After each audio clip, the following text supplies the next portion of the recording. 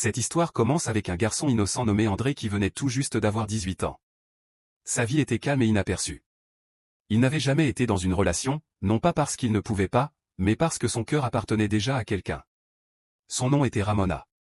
Elle avait une forte présence qui attirait tout le monde. Chaque garçon la voulait, et André était l'un d'eux. Mais contrairement aux autres, ses sentiments n'étaient pas motivés par le désir.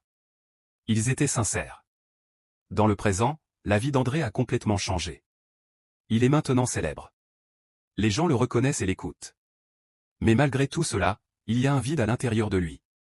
Il est entouré de personnes, pourtant il se sent seul, comme si une partie de lui était encore bloquée dans le passé. L'histoire nous ramène ensuite à l'époque où son monde tournait autour de Ramona.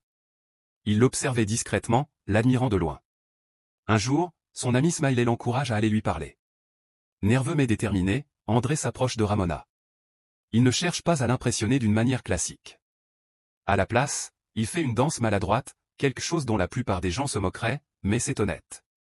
Il ne fait pas le malin, il montre simplement sa vraie personnalité. Quelques jours plus tard, ils se retrouvent à une autre fête et dansent ensemble. Cette fois, Ramona sait déjà qu'André l'aime. Ses amis le lui ont dit, et par curiosité, elle décide de passer la nuit avec lui. Mais les choses ne se passent pas comme elle l'avait imaginé. Quand Ramona essaie de se rapprocher, André l'arrête doucement. Non pas parce qu'il ne la veut pas, mais parce qu'il veut quelque chose de plus profond.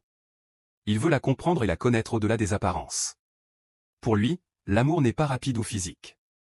C'est quelque chose de réel et de significatif. Mais Ramona ne le voit pas de cette façon. Elle n'a pas l'habitude qu'on lui refuse quelque chose. Personne ne lui avait jamais dit non auparavant. Pour la première fois, quelqu'un le fait. Ce moment touche son ego.